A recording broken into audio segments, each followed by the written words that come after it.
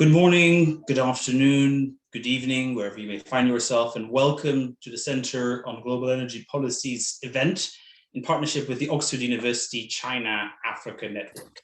My name is Harry Verhoeven. I work at the Center on Global Energy Policy in the School of International Public Affairs of Columbia University, and I'm also the founder and convener of UCAN, the Oxford University China-Africa Network. It's my particular pleasure to partner with Nicholas, my co-convener of UCAN, for the purposes of this event here today. Before we get into the specifics of the event, may I remind you that this event is live, it is on the record, it is open to the press, and that also means that you can watch the recording again of this event at a later time at your convenience via our website or indeed via YouTube. Today we're tackling, I think, a most important subject, the question of industrial policy in Africa and Latin America in the shadow of energy transitions that are occurring in both parts of the world, and of course the worsening impacts of climate change. It's a question that has long been pertinent, the question of industrial policy, attempts at shifting the economic structure of developing economies, attempts indeed at moving up the value chain, breaking into strategic new areas for these countries. But I think one that is of particular relevance, not just in light, of course, of the energy transition and the worsening problems with climate change, but also, of course, of COVID-19 and the much worsened fiscal outlook for Latin American and African states. And to do so, we've got a very exciting panel of speakers, which will be introduced in just a second by my colleague Nicholas to you.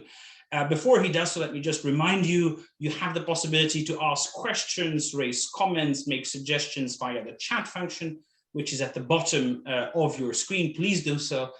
Nicholas and I will be monitoring those questions, as will our speakers. We'll be relaying them to you. Perhaps there's an opportunity also for you to interact in written form, so please don't hesitate. That always makes the discussion more interesting. But that said, without further ado, let me hand it over to Nicholas to introduce our speakers and to really kick off this event in earnest. Nicholas, pleasure to have you here with us and to partner here today for this important discussion on industrial policy. Thank you, Harry. Thank you. Once more, it's a pleasure to be here and be in this collaboration with the Center on Global Energy Policy.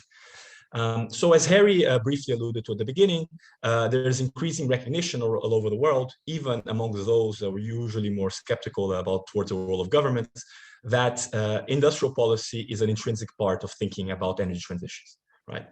Accordingly, there's a lot of work, a lot of research and all policy-oriented research going on, but it's mostly focused on countries at the technology frontiers, countries in Europe, North America, and Asia, such as China. But less has been said about how to think about industrial policy in the energy transitions with regards to countries that are further away from the technology frontier. Here we're discussing Africa and Latin America as examples of regions which are less advanced technologically and in terms of productive structures. Studies on industrial policy. There's a long literature on industrial policy, of course. They have traditionally thought about how the international and domestic conditions influence the choice of development strategies for developing countries. But not so much has been done on what energy transitions and moves towards decarbonization across the world means for these strategies, right? Nevertheless, studies that have been done in the past have found that development pathways might be available only at certain points in time and only for some countries, depending on global and domestic conditions. We can think, for example, of the advantages enjoyed by countries in Asia for industrializations through integration in global value chains, advantages that other countries have not been able to enjoy. At the same time that there is this global aspect, it is also accepted that global greenhouse emissions will necessarily require the contribution of developing countries. Achieving the Paris climate goals cannot be done without the contribution of emerging and low-income countries, who it's presumed that must industrialize through low-carbon pathways. So against this background, to introduce this conversation, I invite you to think about two broad questions, and then we'd want to start thinking through this panel. Firstly, what do global efforts towards decarbonization in leading economies, including the changes in demand for raw materials and manufactured goods, what do they imply for the opportunities available for industrialization in developing countries? That is the first question. And secondly, we'd like to think about between energy transitions and industrial policy are at the domestic level. We can think both in terms of technology and in terms of politics. What are the prospects of creating a self-reinforcing so-called green spiral of low-carbon industrialization, and also how to reconcile investment in high technology, often high technology green sectors, with goals of government's job creation goals. So to shed light on some of these questions and to tackle them, we have a stellar panel who I'm sure will really help us think them through. To start with, we have Professor Rafał Kapliński, who is an emeritus professorial fellow at the Institute of Development Studies and an honorary professor of the Science Policy Research Unit, both at the University of Sussex, as well as an emeritus professor at Open University. Professor Kapliński's research interests have spanned over the years industrial and technology policies, global value chains, commodities boom in terms of trade, the impact of China in Africa, and more recently, inclusive innovation. His recent book, Sustainable Futures, An Agenda for Action, was chosen by Martin Wolf of the Financial Times as one of the 10 best books of 2021. And we're glad to have him here today to tell us a bit more about some of the ideas that he discussed in the books, specifically with respect to where we stand on the global environment for developing countries' industrialization efforts. So without further ado, over to you, Rafi. Thanks, Nicholas. It's both a pleasure and a privilege to be with you all, such a diverse audience in so many parts of the world. And as we all know, it's only by working together across specialism, disciplines and stakeholders that the world will change. Most of us are forced into very narrow ghettos.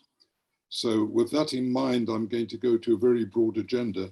I'm not going to talk either about industrial policy or energy policy for the moment, perhaps later on in discussion. But my central point is going to be that the developing countries, as the rich countries, are at a crisis point. The trajectory of the past no longer works. And with all crises, they are both threats and they're opportunities. I want to lay out what those threats are to the developing world and to identify a few opportunities which set the framework for us to discuss the issues of industrial policy and energy.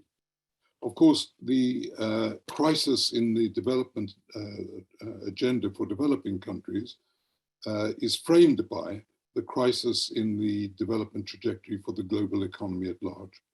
So for most of what I'm going to say in this introductory section, I'm going to talk about what's happening in the rich countries, what has happened over the last 300 or 400 years, and to ask the question whether the end of an era, which I will talk about, provides both threats and opportunities for the developing countries.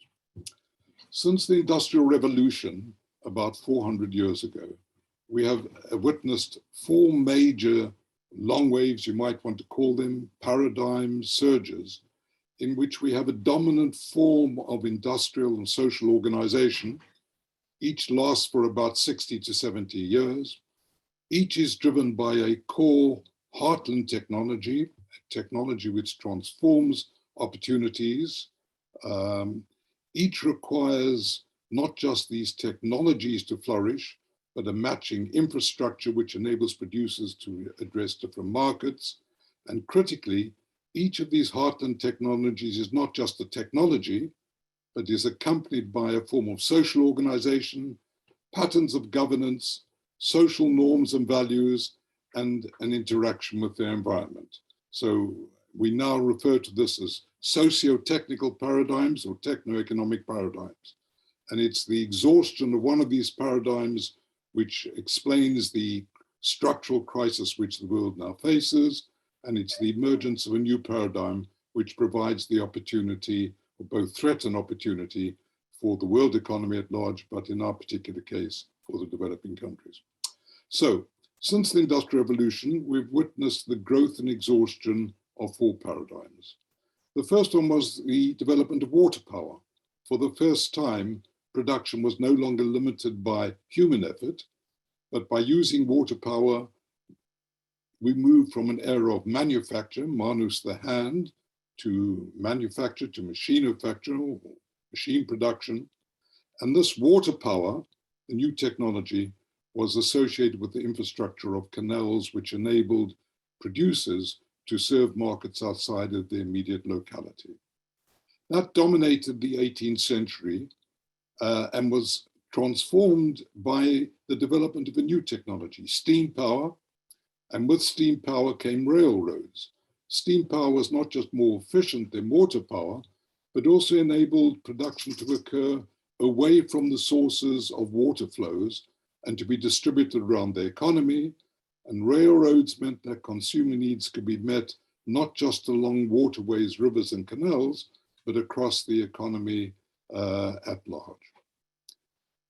In the 19th century, the dominant paradigm was one associated with the development of electricity, metals, as transformative technologies in production, again, vastly increasing the productivity of production, allowing increasingly for more distributed forms of production. You could have an electric machine, not just outside of a source of water, but a number of electrical machines in the same building. So individual machines could be driven independently. And when you link that to telegraphy and shipping, the market moves from the national market to an international market. And it's seldom recognized, but the degree of globalization, that is the share of trade in gross domestic product, was as great at the end of the 19th century as it was at the end of the 20th century. Now, the 20th century was dominated by a wave which we will call mass production. Mass production isn't so much a physical technology, but a philosophy which was adopted to the process of production. It includes physical technology, but essentially it's a different approach towards production. Began with the Model T Ford in 1908 with Henry Ford. As you remember, famously said, you can have a Model T in any color you like as long as it was black.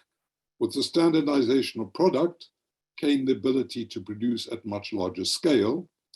With the capacity to produce at larger scale came the ability to introduce special purpose machinery.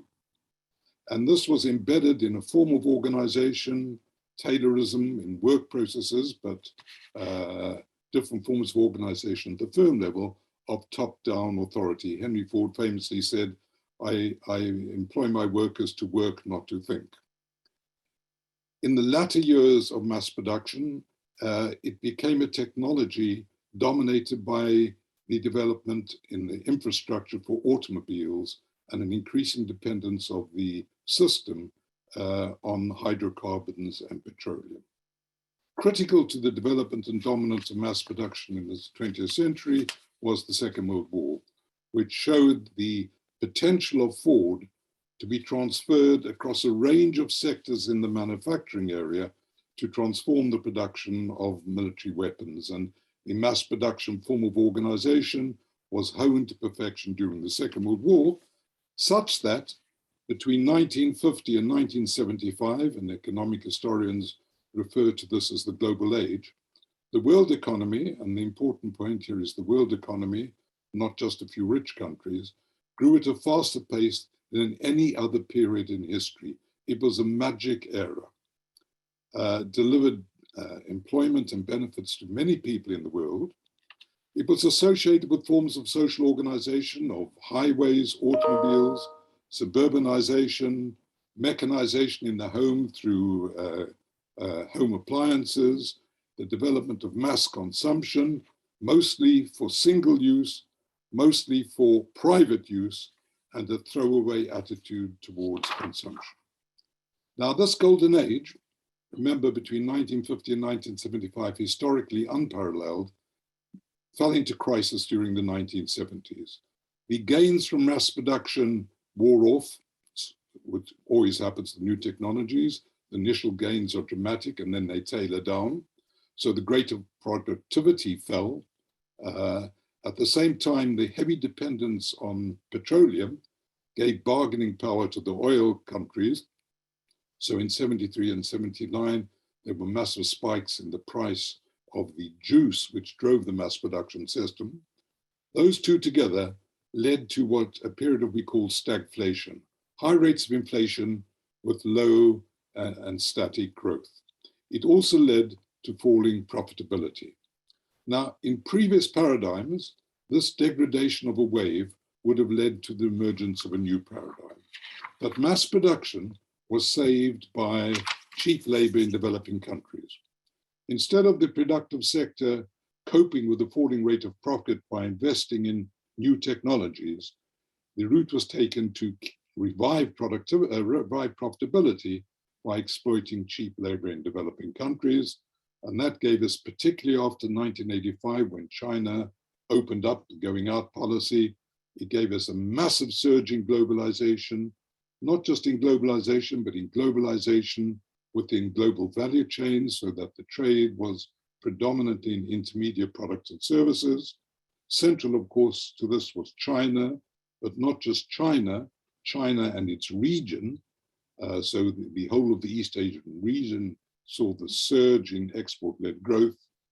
And increasingly, and this is the critical point which I want to come back to later on, it led to a scheme in the world in which production increasingly became dislocated from consumption. We produced in China in order to consume in America. And it wasn't just that production and consumption were dislocated, but even within the national sphere, work and employment were dislocated as well, and commuting became central to this paradigm. Now, this crisis is this mass production paradigm is in crisis. It began its collapse in 2000, or it surfaced its collapse in 2008.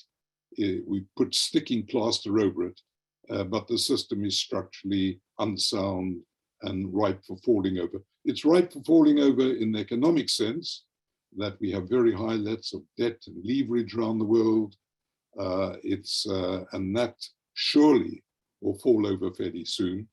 It's in crisis in the social sphere. The acceptance of particular forms of governance and what constitutes normality is in crisis, as we know. We have the rise of populism, the fragmentation and destruction of established patterns of governance right through the world.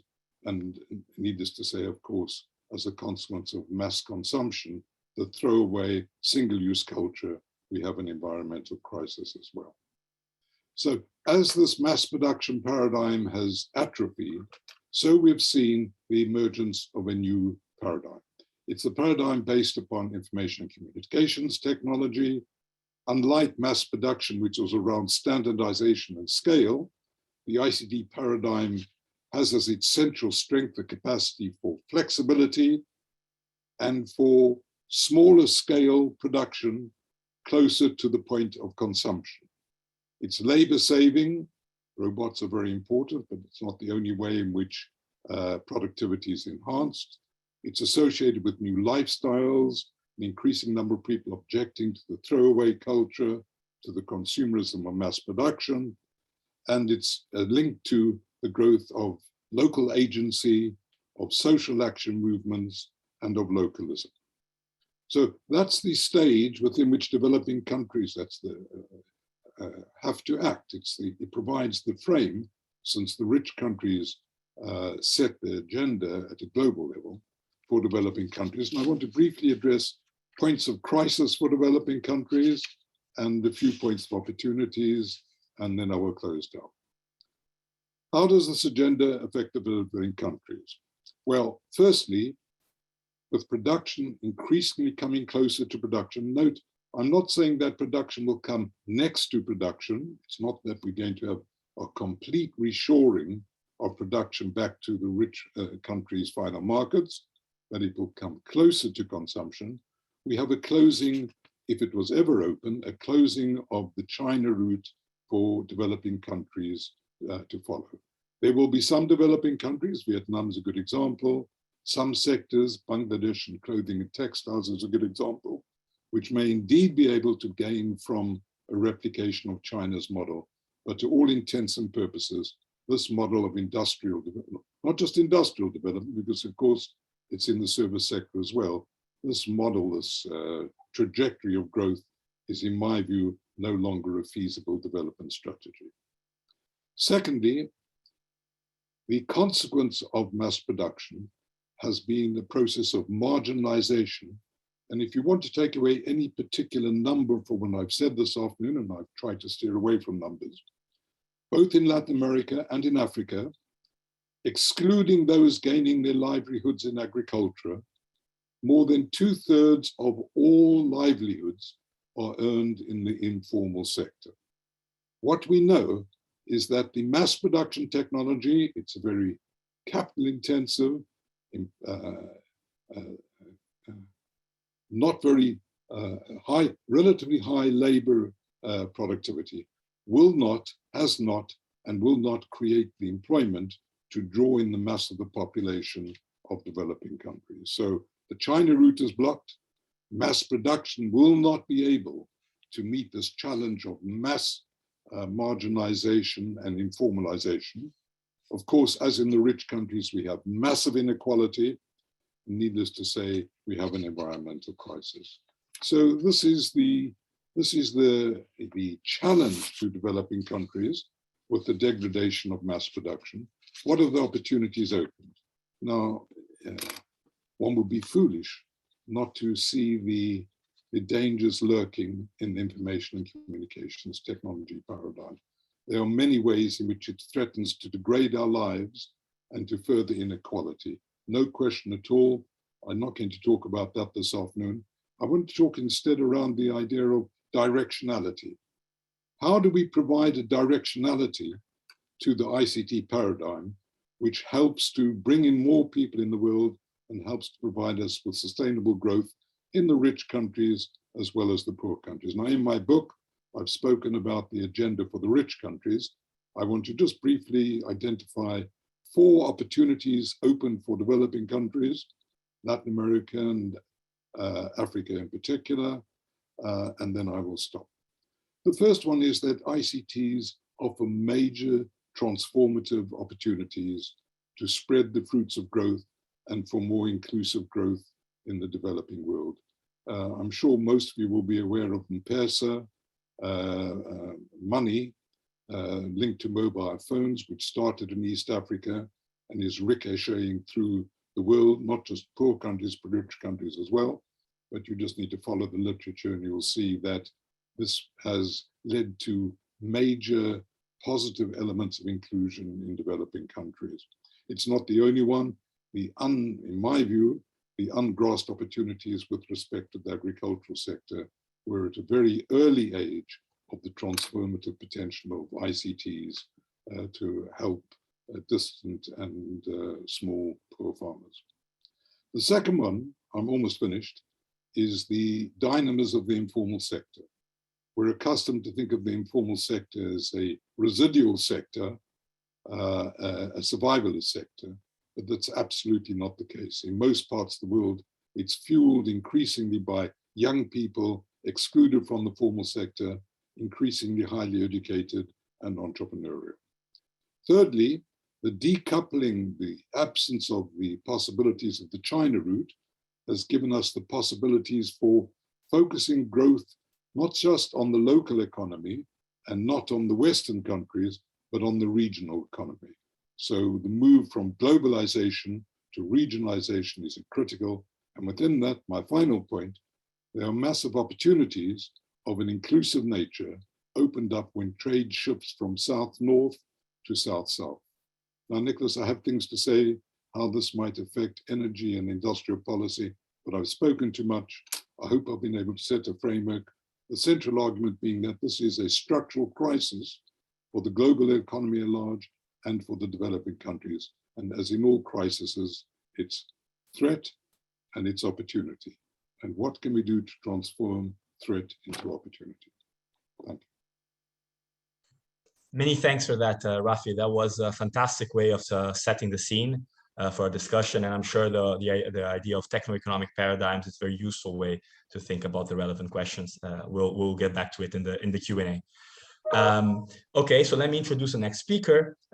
Next, we have Professor Renato Lima de Oliveira, who is an assistant professor of business and society at the Asia School of Business in Malaysia and a research affiliate of the Massachusetts Institute of Technology, where he also earned his PhD.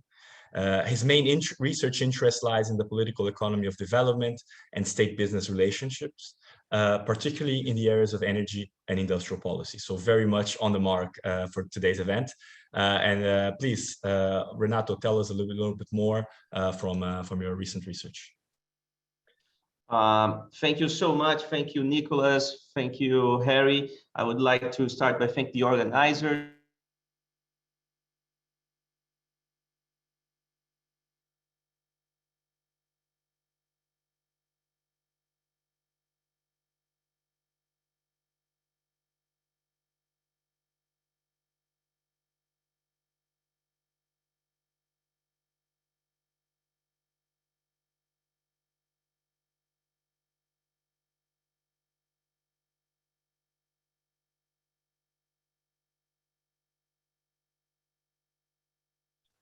Okay, I believe we've lost Renato. Renato, are you there? Okay, let's give him a couple seconds. Otherwise, he came out. Maybe let me just check with him. Otherwise, we'll maybe move to Charlize while if he's having technical issues. Let me just double check. Okay, maybe how about we get started with Charlize, perhaps? Yeah. Charlize, would you mind stepping in? Sounds maybe good. Let me introduce her. Let me introduce you, and then we'll see if Renato comes back on, and maybe we'll have him after you, if you don't mind. So, Dr. Charlize Moore is an environmental justice advisor at the Pacific Northwest National Laboratory. She works at the intersection of energy, equity, and climate change. And for more than a decade, she has led research on policy analysis on energy and climate systems with significant interdisciplinary experience. We have Renato's back. Renato, yeah, is everything? I lost my connection. I lost my connection somehow, but so I'm right now hotspotting. I don't know what happened. Okay. So let's do the following. I was introducing Charlize because we didn't know how long we would be, but maybe are you ready to pick up now, and so we can keep the order we had planned, so everything is goes according to plan. All right. Apologies, everyone, for any confusion. All right, Renato. Over to you. So, thanks again. I think this is a very important topic. It's a great honor to be speaking about it and speaking with this such a number of distinguished participants. I was saying that the issue of decarbonization is it's a key issue for us in the world moving forward, and no single actor can do it alone. Instead, we need to achieve that together. We need to tackle this collective action problem together, and we need lots of capacity building in companies, to have business leaders able to incorporate sustainability aspects to their strategic decisions, but also capacity building for policymakers and bureaucrats to understand the menu of policies that can promote the greening of the planet. And industrial policy for decarbonization or green industrial policies are part of this menu. It's one key aspect of it, and I will explore more on how green industrial policy can be tied to the politics of climate change, can be one ally towards building coalitions that can support that, and touch on something that Nicholas mentioned, which is green spiral. We are living, this is actually, I find it to be extremely interesting that we are living one of the most significant economic transitions in history. Professor Kaplinsky talked a lot about different aspects of economic and social transitions.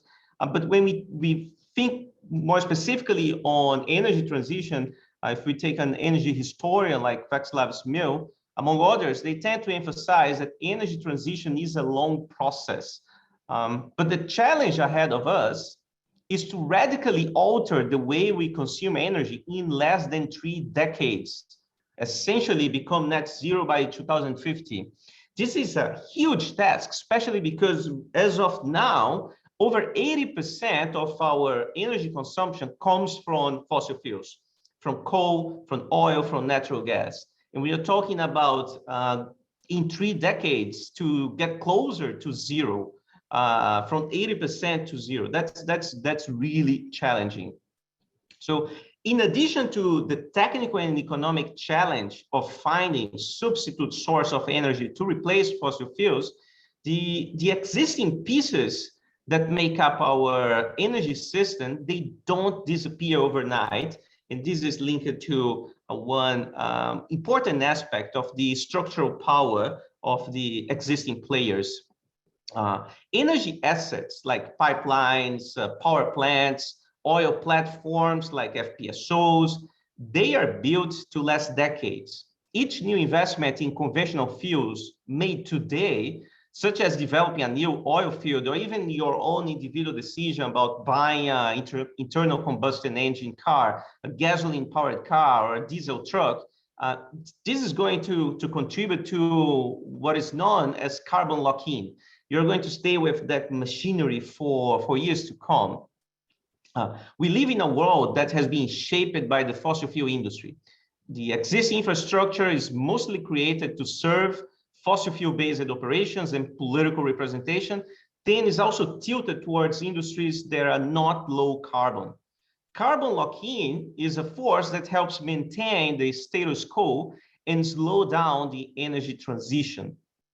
Alternatively, to speed it up, to go in a different direction, you need to have an exogenous shock, such as very high fossil fuel price or sudden drastic decrease of cost of alternatives, or having political entrepreneurs able to forge new pro-low carbon coalitions.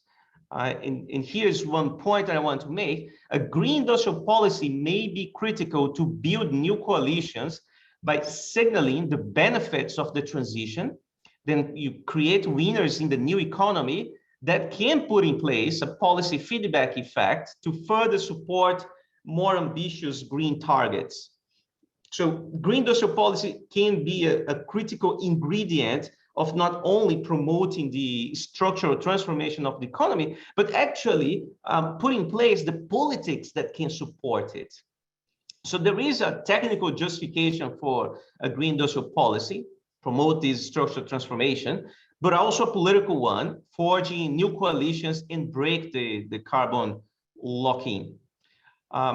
There are important reasons why the decarbonization challenge is harder for countries in the global south.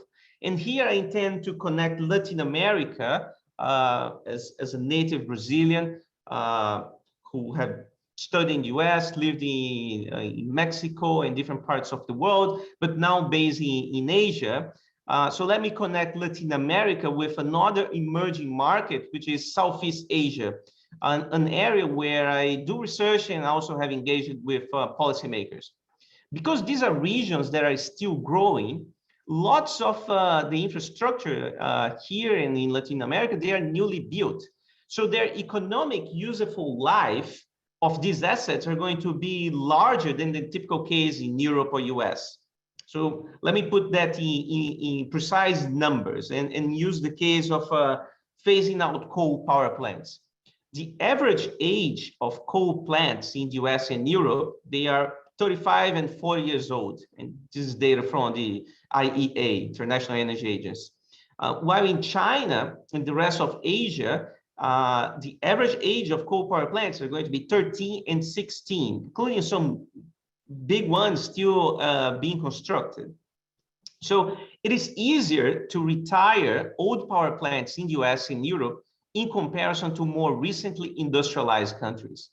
The fact that they have been growing more recently means that they have invested in new infrastructure that is within this traditional paradigm of being the carbon heavy type of infrastructure. So that is one challenge. You have assets that will stay in the system for years to come, but we know that we need to do a structural transformation.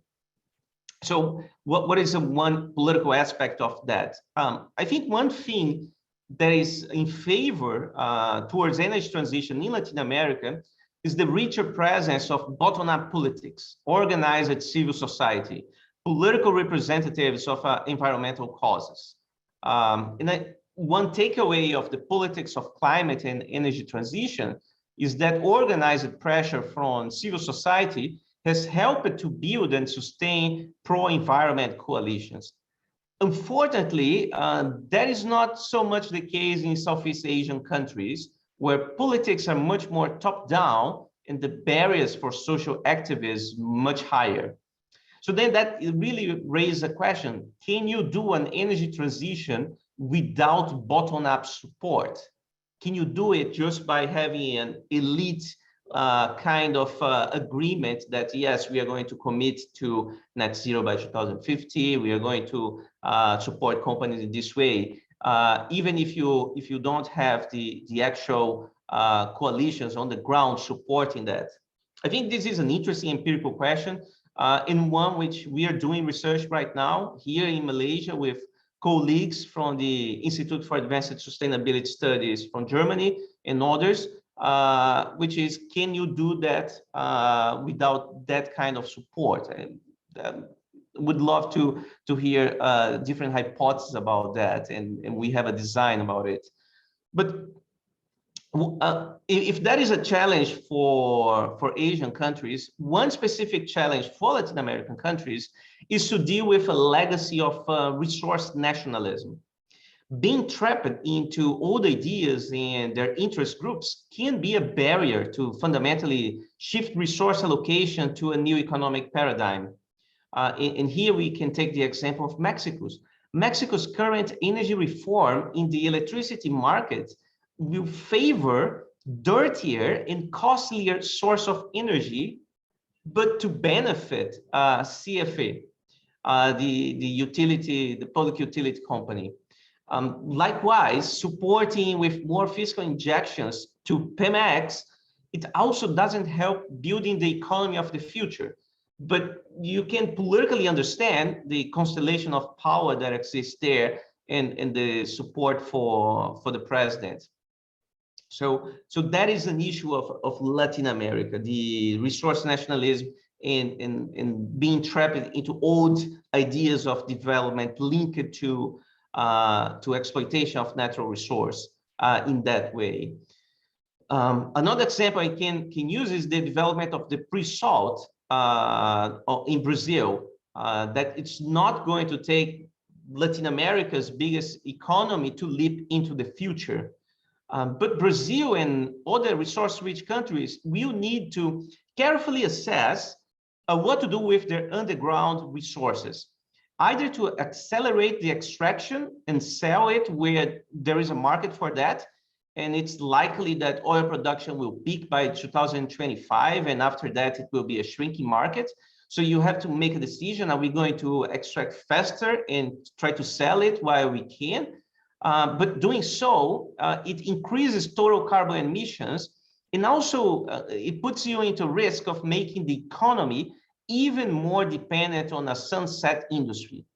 The alternative is to leave it on the ground and lose billions in potential revenue. So that is one important issue for policymakers to consider in years of election. Certainly one key issue to debate.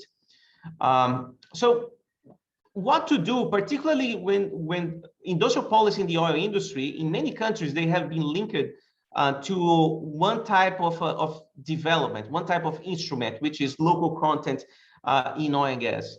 I think one factor to take into consideration is that policies, the industrial policies that still exist in oil and gas, they need to be further adjusted to promote and focus on transferable skills, activities and knowledge that can spill over to other industries. So let me conclude with just 2 points that these are some of the challenges and also opportunities. In one key aspect to break from the carbon lock-in is to build domestic coalition, but also to deal with external pressures, the shocks from outside of the system. And we have 2 different sources of new pressures. One is the rise of ESG investing, in the prospect of rich countries adopting carbon adjustment taxes.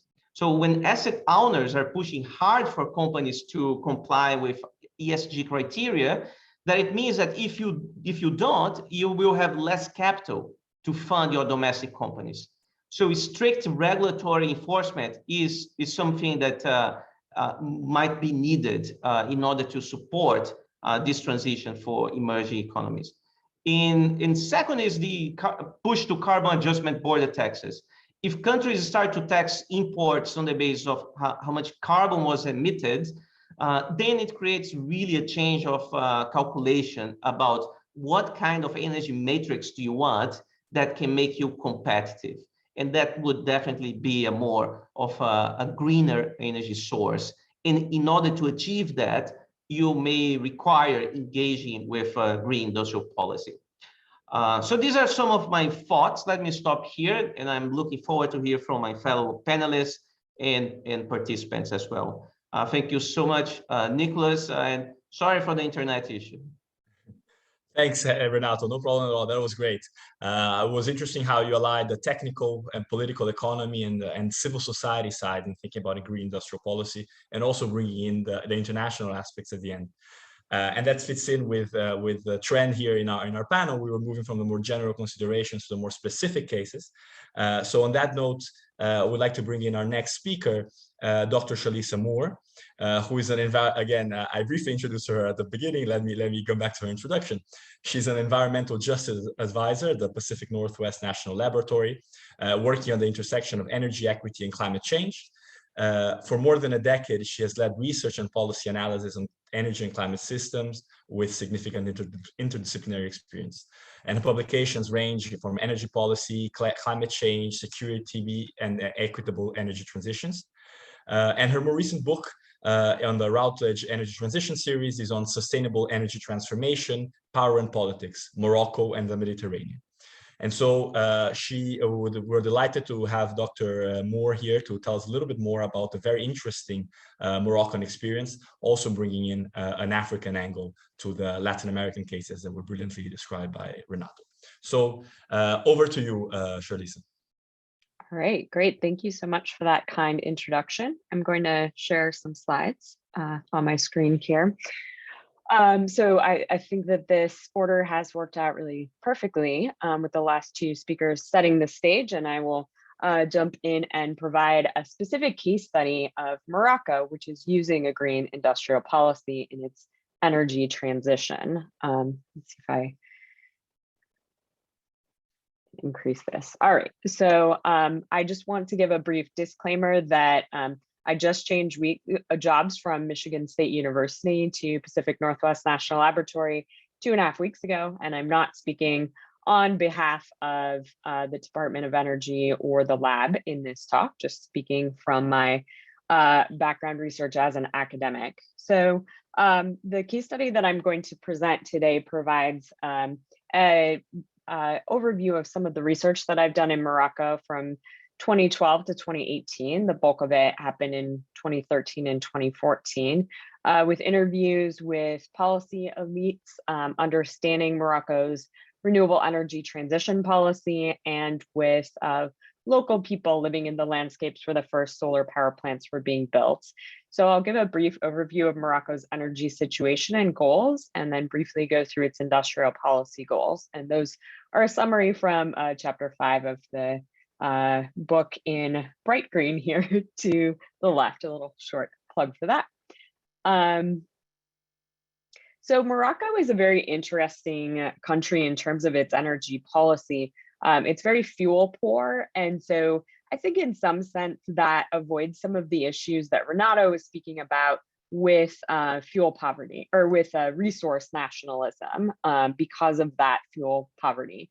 So Morocco is about 95% dependent on external sources of energy. Its largest import is petroleum oils, and its local refinery was shut down a couple years ago. So it's even importing the distillates as opposed to being able to import some crude oil. One of the largest other largest imports is butane. And until recently, Morocco was actually importing 16% of its overall electricity demand from Spain, mainly, and partially from Algeria. So this energy situation has set up a large trade deficit in the country, and energy subsidies, this is being in the process of being changed, have until recently taken up 6% of GDP. It is a completely electrified country, which sets it apart from a lot of countries in sub-Saharan Africa. And it has very fast growing electricity demand, which we see across the Middle East, North Africa region, and is a very interesting challenge for the region. So coupling that fuel poverty with the quickly increasing demand, Morocco set out to reach 52% renewable energy capacity by 2030. And that comprises 10 gigawatts. 20% would be solar power, 20% wind, and 12% hydroelectric power. And there's already quite a bit of hydro in the country. So adding some pump storage, but overall decreasing the amount of hydroelectricity in terms of percentage capacity in the country's energy portfolio. So in Morocco, it's very interesting, unlike the US where I'm from, there is a major focus on the government kind of choosing technological winners and losers, which in liberal economic policy is something that's frowned upon, of course. But the government officials I talked to who spoke to this perspective really emphasized that they saw allowing the economy to choose these technologies as kind of equally arbitrary to allowing the state. And by allowing the state to choose the technological winners and losers, they could craft an industrial policy that wasn't just about meeting the increasing demand and carbon goals, although those two things are very important to the state, but also ensuring that they maximize the socioeconomic benefits from this energy transition. So within this goal, the focus is really on the technology of concentrating solar power. So that's this technology that you see on the top of the slide here. This is the Noor Where's is at first stage of the energy transition here with concentrating solar power trough technology. There's also tower at this site, and the last phase is photovoltaics. But there were really reasons of intentional industrial policy that led to the focus on concentrating solar power. And that has caused some controversy over the last couple of years within Morocco's parliament, asking a lot of questions as solar photovoltaics have become so cheap, why the state decided to focus on concentrating solar power. So it's not been without controversy, but there was a very strategic plan around this specific technology. So as I mentioned, one of the general goals within this energy transition is to meet this quickly increasing energy demand with 6 to 8% growth per annum over the last decade or so. Morocco over the last few years has gone from about 99% electrified to 100%, so it has reached universal electrification. And another source of future demand, with water scarcity becoming an increasing issue in Morocco, is thinking about seawater desalination, which of course takes a lot of energy. The other goal for increasing energy demand, meeting increasing energy demand, is the continued industrialization of the country. So that's kind of the main goal. But the sub-goals end up being very important for the choice of renewable energy to meet these goals as opposed to fossil fuels. So again and again, I heard from policymakers that if we can't achieve industrial policy benefits and social and educational benefits from this strategy, we might as well just look completely toward coal. So one of the challenges and one of the goals is to increase capital for development. So there's been some reports that say in theory, Morocco has enough capital to finance the $30 billion in funding needed for growing and transforming the energy system. But it would really place too much emphasis at the domestic level on energy alone. So there's an important need to bring in hard currency and attract international investment in Morocco. And climate change funding has been a great opportunity for the country in this area. So this graph here shows the amount of money that the state has brought in loans and grants for the first phase of the Morocco solar plan in the city of Where's is that.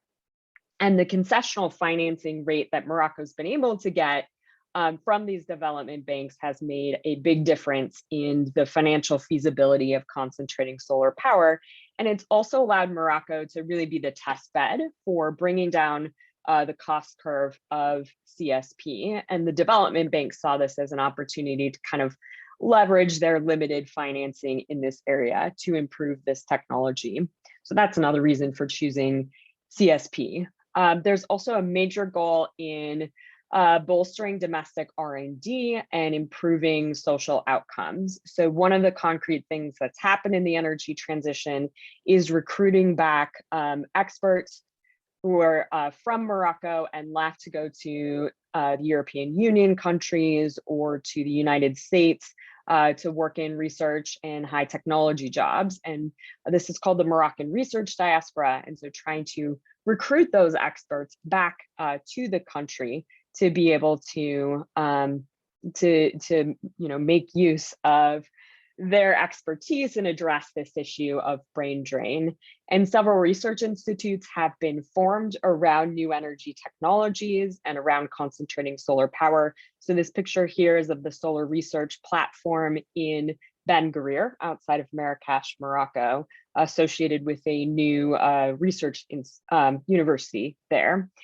And so one of the reasons, again, for choosing concentrating solar power was that there was an opportunity to create educational programs around renewable energies and around an area where a lot of research and development is still needed, whereas there are other countries that had already dominated the research landscape for solar photovoltaics. So the fourth goal within the Moroccan solar energy transition is on rural development. And this is an interesting area for capacity building, specifically for local communities. So one thing Morocco has been interested in doing is really improving the social and local development of this energy transition compared to what happened around hydropower with displacement and a lot of negative trade-offs for local communities from the development of that infrastructure. Instead, they want to keep more of that wealth and the jobs local. So the city of Ouarzazate, which is in the Atlas Mountains, kind of at the edge of the Atlas Mountains in the Sahara Desert. So good solar radiation resources, but not the best in the country. So a big part of choosing this site was to target this social development and not just to look at solar insolation levels.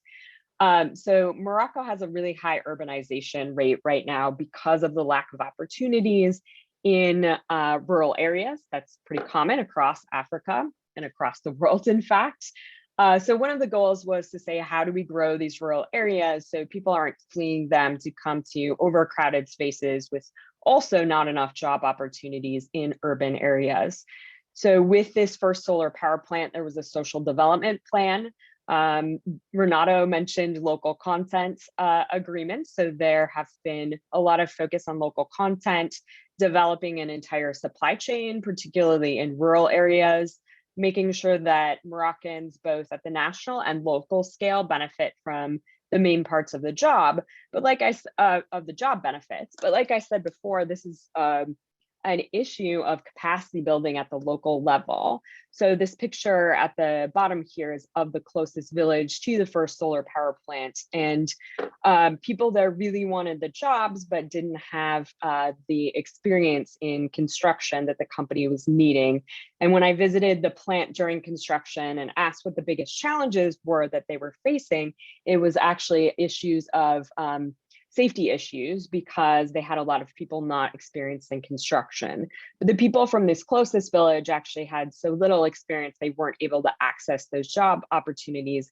And that caused a lot of bad feelings and ill will from this village, which the top picture is of the beginning of construction. And what you can't see there is that this is just like basically a berm away from houses. So they're really impacted by the construction noise and the change in view, lack of access to this land that they use for grazing, but are kind of the least equipped to take advantage of the opportunities. And Morocco's tried to address this. It's building local entrepreneurship opportunities and trainings at the local level, but it's certainly been rocky. And I credit Morocco as being kind of a leader in this area and helping us to see what some of the challenges would be in implementing green industrial policy elsewhere.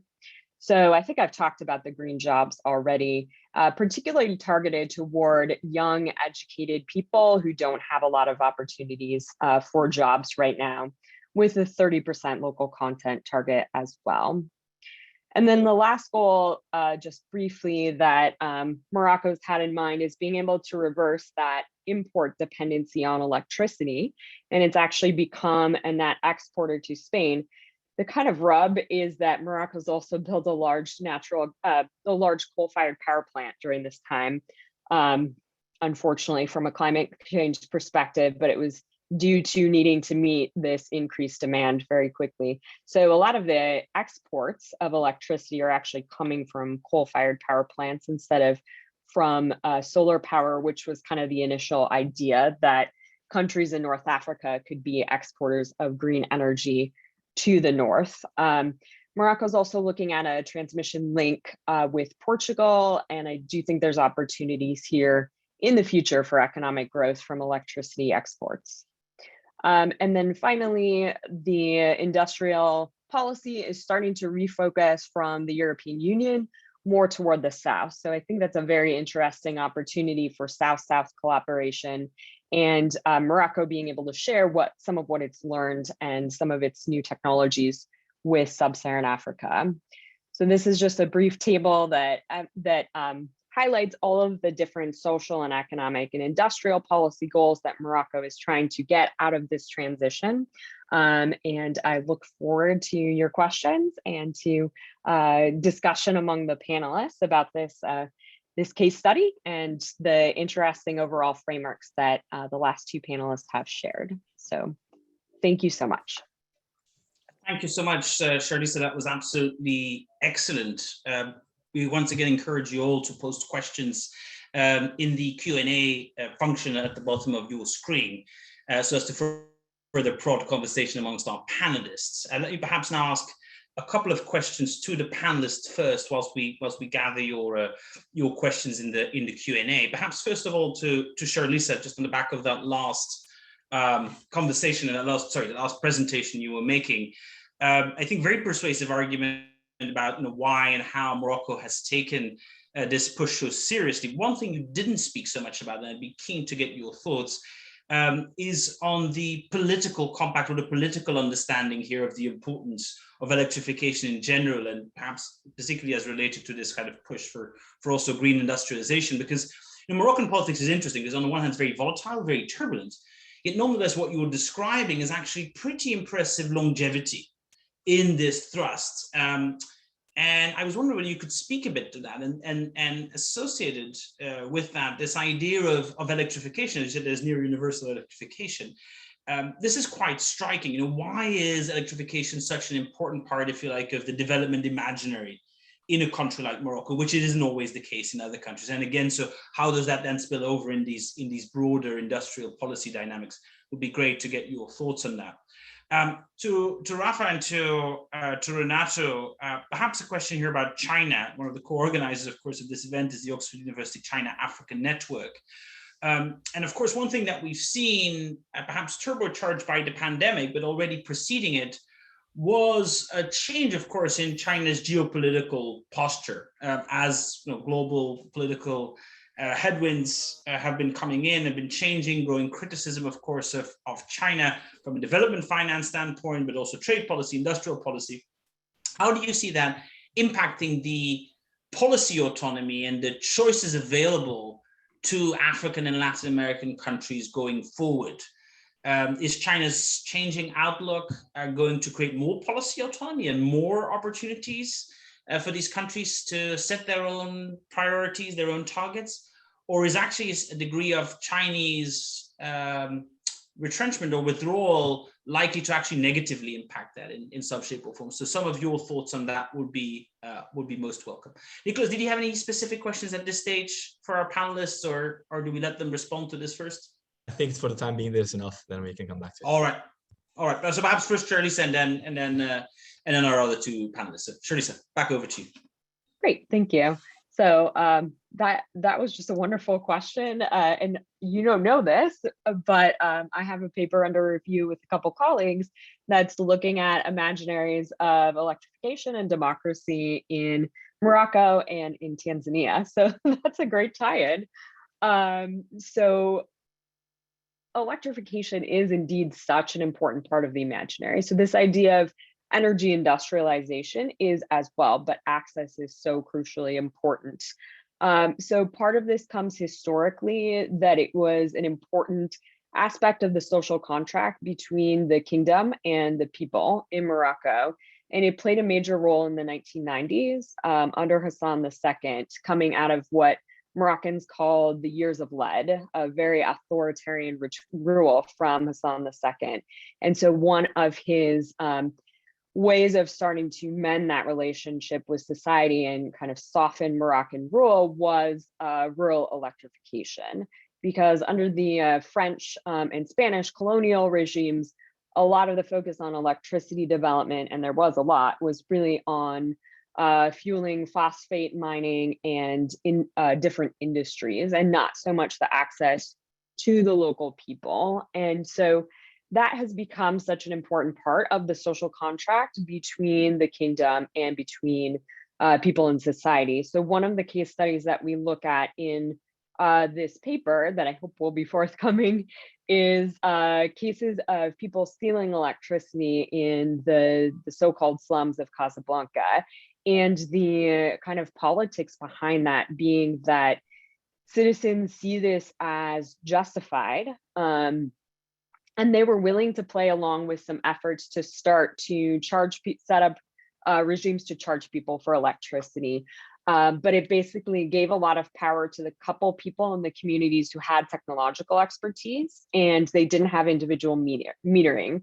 So there were lots of issues of trust, and people said, you know, basically our lack of electricity access and the inability to set up a fair way of charging people for access shows that we're not being treated as real citizens by the state. And so you see that in just a lot of cases that grid electricity in particular, and I think this is part of why Morocco's looked at centralized instead of distributed solar power, that grid electricity is seen as part of full citizenship in Morocco. And so a lot of villages even have pushed back against distributed solar power, or seen it as maybe a stopgap at sort of inferior type of electricity that the last bit of electricity went to electrification was really with nomadic peoples who got solar, small solar panels and batteries from the state. And so people in villages see that as like, this is the technology that's appropriate for the most marginalized citizens in society. And we want access to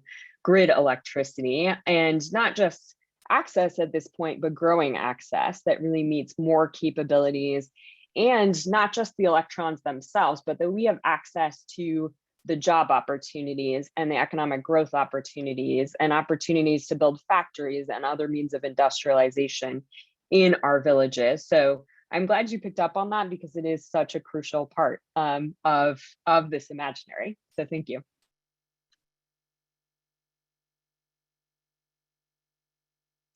Who would like to go next?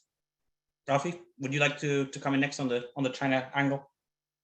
Yes, I'd like to make 2 points if I might. Firstly, on the China question. In 2007, I started a research program with the African Economic Research Consortium on the impact of China on Africa. The view was that China had a strategy for Africa, and Africa didn't have a strategy for China, based on the assumption that China had a strong central state and Africa was made up of 55 countries, and also there was a lack of the state capacity. Strategic and other capacity in Africa was weak. Over a period of about 10 years, we learned 2 very important lessons. First, the question is who? Because China is not a homogeneous entity. In terms of Chinese actors in Africa, you've got the central state, the one which I guess your question is focusing on. We've got the provincial states, which have a lot of autonomy. Some Chinese provincial states are larger than many individual countries. Then we've got large Chinese firms.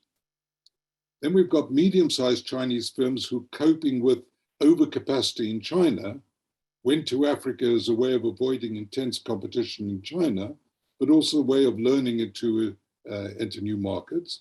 And then very significantly, the hundreds of thousands, indeed millions of Chinese who just suddenly appeared in Africa. They'd worked on construction projects, worked on infrastructure projects. They'd started small businesses. They'd gone into retail. And by going into retail and wholesale, they often interacted with poor African people. And notably in the case of Zambia, we had many anti-Chinese riots, which was around this conflict in petty trading between Chinese and Africa. So the idea that there's somehow a central Chinese presence in Africa just doesn't help us much. On the African side, the view that China has a strategy for Africa, Africa has a strategy for China, took away agency from Africa, like the old dependency literature. That is, what the rich countries did formed what happened in the poor countries. Increasingly, as we worked with African stakeholders, we found Africans initiating contact with China. Nigerian firms employing Chinese workers, going to China to get Chinese workers to come and work at the factory. So if you want to unpick the story now of the impact of China in Africa and its impact on the energy story, it's absolutely essential to have this more nuanced view of who these actors were. So if we think, for example, on the Belt and Road Initiative, that's a story essentially of the geostrategic agenda of the central Chinese state. If we're talking about FOCAC and loans to Africa, again, that's a story of central state in China and its impact on Africa. But actually, with respect to what's happening on the ground, renewable energy, the possibilities for decentralized production of energy in Africa, the politics of how sustainable this is, given the context of what happened in Zambia, we have to have a much more nuanced view of Chinese actors in Africa. That's my first point. Can I make a second point? The second one is a reflection on the points made by Charles and others. And I didn't have the time in the techno-economic paradigm discussion to make what is really, I think, appears to be abstruse for this discussion, but is really important. The point about the techno-economic paradigm is that if you only focus on the economic, you don't get the agenda. There's an interaction between what happens in the economy and what happens in social relations. So that if we push big technologies, big renewable technologies on developing countries, and they are centralizing and not equalizing, we will endogenize social unrest and protest, which makes that agenda infeasible. And I want to just broadly, I like your word imaginary, Charlesa, to think about the Zambezi Basin. We have a massive hydroelectric scheme in Zambezi Valley. If you think of renewable energy transitions as anything, the big hydroelectric dams become acceptable. But the hydroelectric dams have had a disastrous impact on the agricultural sector, on the environment in Africa. Think of an imagery where instead of having these massive infrastructure dams, as in the case of Ethiopia, we took advantage of renewable energy's capacity to generate energy where energy was needed.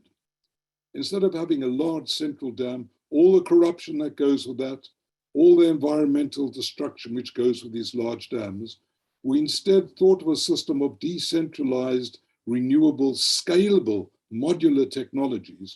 We get a very different social complexion and we get a very different environmental impact. So the critical thing, and that's the point of what I was trying to start off with, we have to think about this transition, this renewable energy transition, not as throwing a new technology at the story. We have to think of it as a new interaction between the economic, the social, and the environment. If we don't do that, we're not going to really move to a sustainable world. All right, thank you so much. Renato. Thanks for the question. I think Professor Kaplinsky, he summarized the complexity and the nuances of China's impact to the world. It's hard to see as a monolithic impact, but rather a really composed of different actors and with priorities that change over time. So just to focus on the Belt and Road Initiative, clearly it started without the level of or standards of governance or workers' standards and environmental concerns, but it also had its political pushback. This local political pushback, different things related to the international image of the country, and that led to change. Some might argue that change at the margin, or a broader reflection of how to make sure that those investments and this presence would be more sustainable in terms of the image of China as an investor and so on. Also, as a part of that complexity in Southeast Asia, which is a region deeply integrated with global value chains, is a region that attracted a lot of the manufacturing of solar panels, for example, in part because of taxes from the US. So the United States started to tax solar panels sold directly from China. Then some Chinese manufacturers, they moved to other Southeast Asian nations, including Malaysia, and then starts to export solar PV from Malaysia to the US. And the interesting and ironic thing is that rather than all the solar energy development locally, rather than buying from the domestic manufacturers, they're buying from Chinese manufacturers from mainland China, because the domestic manufacturers of solar PV, they're all selling to the US or Europe and so on. They have their production committed to that market. You can only explain that on the different types of trade regulations and restrictions.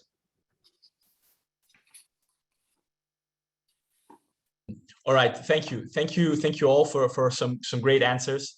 And so let's perhaps move on to the second round of questions. First, to get it started, I'll be interested to hear a little bit more from something that Rafi mentioned at the beginning on how the renewable energy transition agenda might modify some of the policy implications from the new ICT paradigm. It would be interesting to hear him develop a bit more with regards to policy. But I'd also like to get some questions from the audience. We have Shmuel Yerushalmi, who's asking about the role of hydrogen and the hydrogen revolution as an alternative to carbon. What are the implications for industrial policy in the discussion? And we also have a question, and these are open to everyone, to whoever wants to answer. We also have a question interesting question from Anis Azuni on how to think about factors such as regulatory capture, lack of accountability, etc. Some of the more institutional dimensions of industrial policy in decarbonizing global economy. So again, it would be interesting to hear from the speakers their thoughts on it. But first, perhaps we can, if Rafi wants to develop a little bit more on how the new paradigm, on what it implies exactly for industrial policy, that would be for green industrial policy, that would be very interesting. There are two issues there, which is the new paradigm and industrial policy, if I can address them separately. The scientific advisor to the British government many years ago said, if only everybody did a little bit for climate change, we would only achieve a little. So we've got to find some way of mixing the incremental with the large and the structural. So I want to pick up the hydrogen and the green hydrogen story. I think undoubtedly from a global perspective and from the 10 to 20 years perspective, green hydrogen has major opportunities. But I think we have to think, as well as pursuing that agenda, about these small incremental innovations which can occur, particularly bear in mind the 65 to 70% of the population who are marginalized by the current system.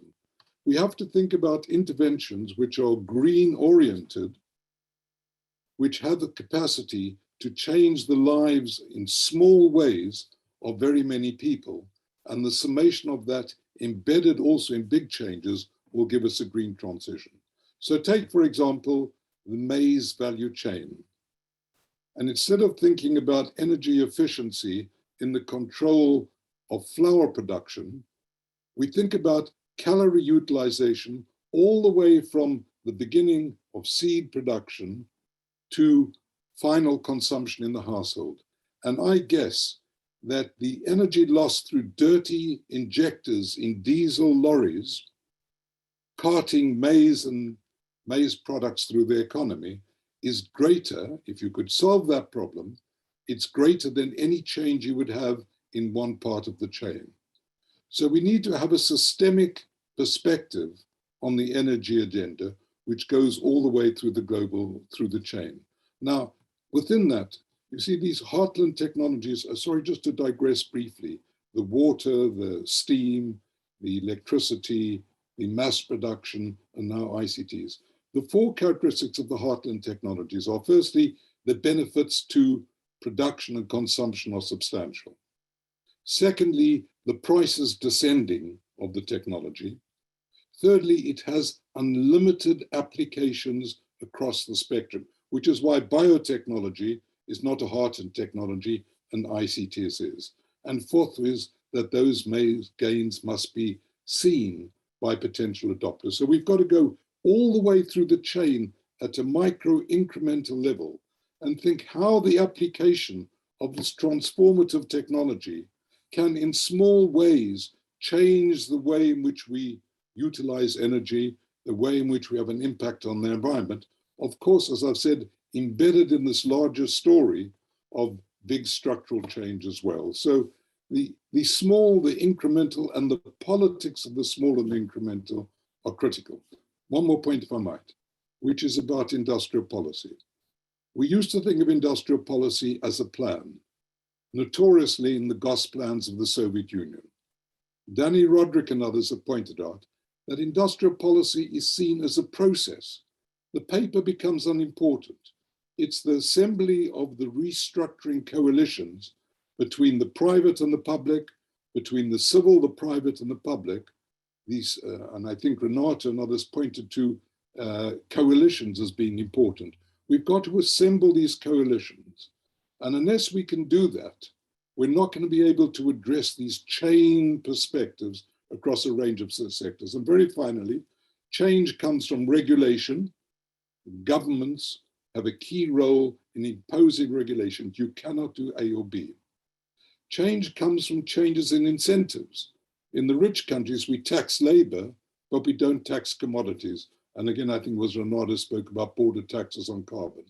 And thirdly, the point about ESG, change comes because of social society interventions as well. And this is one of the transformative aspects of the new wave. So to sum it all up, industrial policy is a process, not a document. It requires the assembly of restructuring coalitions. Those coalitions need to work across the range of interventions, but we should not get caught with the cargo cult of the magic green hydrogen alternative and allow us to lose the perspective on the gains which come from what the Japanese call Kaizen, continuous improvement at the micro level. We need both together. Thank you. That's a very helpful way of thinking of the more micro aspects of industrial policy. Thank you very much. Does anyone want to add something on the hydrogen aspects? Yeah. No? Okay. Otherwise, perhaps we could move to the question on the regulatory capture and lack of accountability. Maybe if Charlize or Renato, I'm sure you have some thoughts on that based on your empirical studies. Yeah, well, who wants to go first? Maybe Charlize. Do you have some thoughts on that? Maybe bringing from the Moroccan case. Yeah, in terms of regulatory capture with state-run government goals, is that the idea? Yeah. The institutional framework and how the risks for fact it's a regulatory capture, lack of accountability as risks to the industrial policy agenda posed by fragile institutional frameworks. How to think about that, and how did these, for example, play out in the Moroccan case? Was there any evidence of that, and were there any safeguards put in place, etc.? Yeah, so Morocco has been working on putting an independent electricity regulator in place. The caveats that I've heard from policymakers there is that there's a unique, well, maybe not unique, but there's a specific history to those kinds of efforts that have to do with colonial legacies and kind of the opportunity for states to engage in sovereign governance, that these kind of neoliberal frameworks sometimes of putting all of the regulatory capacity into independent agencies and institutions and regulators can sometimes seem to reproduce in post-colonial states. So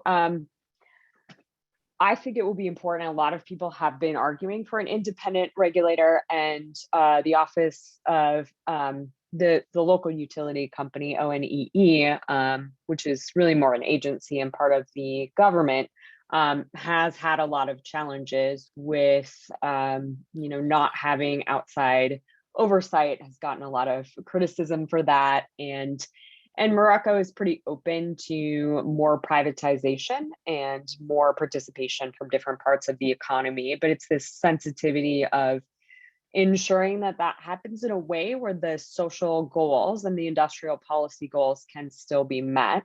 Because if we were to just go with the cheapest technology, it would certainly be solar PV. And I think the Moroccan government, not that it doesn't have some challenges and complexity, I think the Moroccan government has made some good cases for choosing other technological pathways for social and economic reasons, as opposed to just defaulting to the cheapest renewable technology.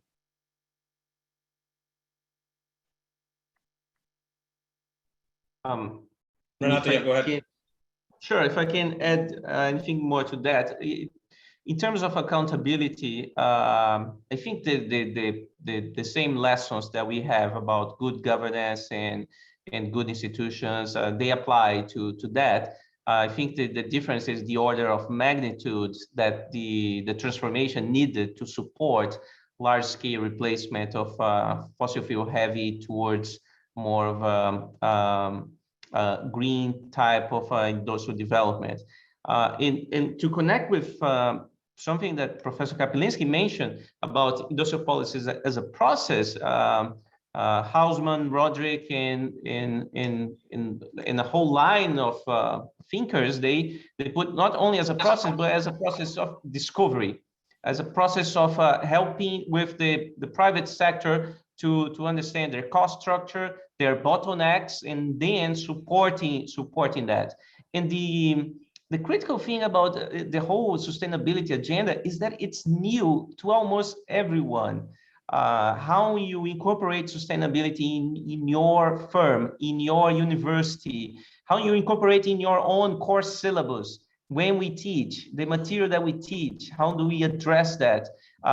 This is something that some programs and some companies, they have been more advanced, but now there's a pressure towards universalizing that kind of training. Universalizing also because of pressures coming from ESG investors, asset managers, and the whole idea that climate risks are also financial risks. And if you are able to better manage that, you're also going to have less issues, operational risks, and so on. But this is new, and it's also new to bureaucrats. So you can imagine risks and issues arising from accountability problems and the whole idea of government managing large contracts and large capital investments, because renewables are high capex.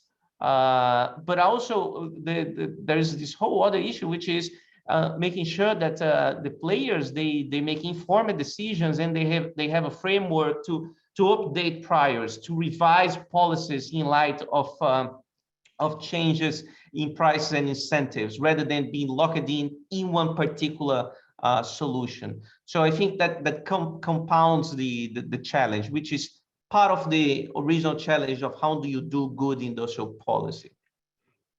Now, we're almost out of time, but there's one final question that I briefly wanted to get your thoughts on, because I think it's pertinent to some of the context we've been discussing. And it's a question by Antonio about some of the vested interests in this transition, especially oil and gas companies. And of course, on the one hand, the inherent conservatism of many of these enterprises, especially in Latin America and Africa, but on the other hand, also, of course, the fact that they do possess a certain degree of know-how, capital, global connections that could be very valuable in the context of energy transition. So as we think about, Professor Kaplinski's point about seeing this as a process and as a reassembling of coalitions, is there a space for some of these companies in that reassembling, or is that going to be extremely difficult because of some of the reasons that were cited earlier? We could briefly get the thoughts of all three of you on that. That would be terrific. And apologies to the others. There's many other excellent questions, but we simply have time for them. Renato, perhaps you'd like to go first, and then we'll work our way through the panel. Thanks. Shell, BP, and Total show examples of how ESG pressure can force companies to change their perspectives. They haven't gone fast enough or hard enough, but nevertheless, they're adjusting. I think Exxon and Chevron, I don't know if you read today's newspapers, and the revival of the shale industry in the US are cases where ESG pressure seems to have very little impact, distressingly little impact. So again, I go back to this interaction. We have to see this as socio-technical. In order to understand this, we have to look at this interaction between the economic, the social, and the technical. And we're all citizens, as well also as analysts. We have to participate in this. We have an important role to play.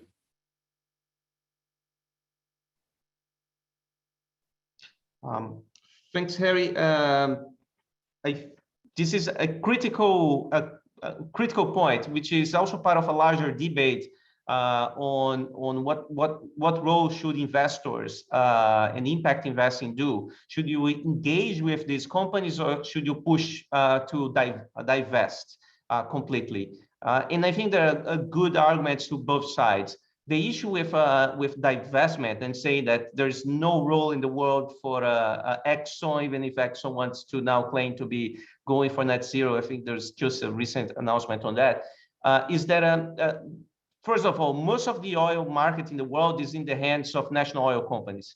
About 70% of the market is with national oil companies, which are not accountable to investors the same way as other private companies, large public traded companies. And then the second is that they might sell their assets and then being explored by independent players, which do not have the same care about reputation or those targets. So that is an issue. Just abandoning them might not be the most beneficial to the world, but definitely just claiming to keep business as usual wouldn't do it either. So it has to be some mix between pressure to change, but also some still engagement as we move along in the transition. So I do think this is one reason that Morocco has been able to achieve more in terms of deploying renewable energy than a lot of other countries in the region with oil and gas. And in fact, it's been really fascinating that the first large-scale solar power complex in Morocco was built by Aqua Power, which is a Saudi company. And I think part of the idea was Morocco would serve as kind of a test bed to see if this technology would work well for Saudi Arabia. And there's been so much discussion around Saudi Arabia moving toward an energy transition, but then really not much breaking ground on anything. So I suppose as a fuel poor country, it's fortunate in that way. But more broadly than Morocco, I mean, I think we need, particularly for states with large state-run oil companies, to be thinking about how the international climate funding opportunities can be targeted toward diversification of those economies. And I mean, we can't just shut off the oil and gas spigots tomorrow, not just because we still need the products, but because of the economic impacts. So I think one of the solar companies that's doing the most interesting work in the United States in centralized solar power is a company called Silicon Ranch, which is owned by an oil company. So we can also look to opportunities for those companies to move into renewable spaces, which is controversial for a variety of reasons. But Silicon Ranch sticks out to me because it's a company that has been very aggressive, I guess, in a good way, in experimenting with agrivoltaics and grazing and multi-use land uses for large-scale solar. So, I mean, I think that there are opportunities there as well, but it's going to be a gradual transition just because of the sheer energy capacity that we need from those fossil resources, but also because of their economic strengths. Right, well, thank you very much. In any case, there's been a lot of work done actually at the Columbia Center on Global Energy Policy on specifically this question of state-owned enterprises, the transition. So for our audience, please do check out some of the resources available on our website that also speak to various aspects of this transition. But for now, I think this will conclude the event.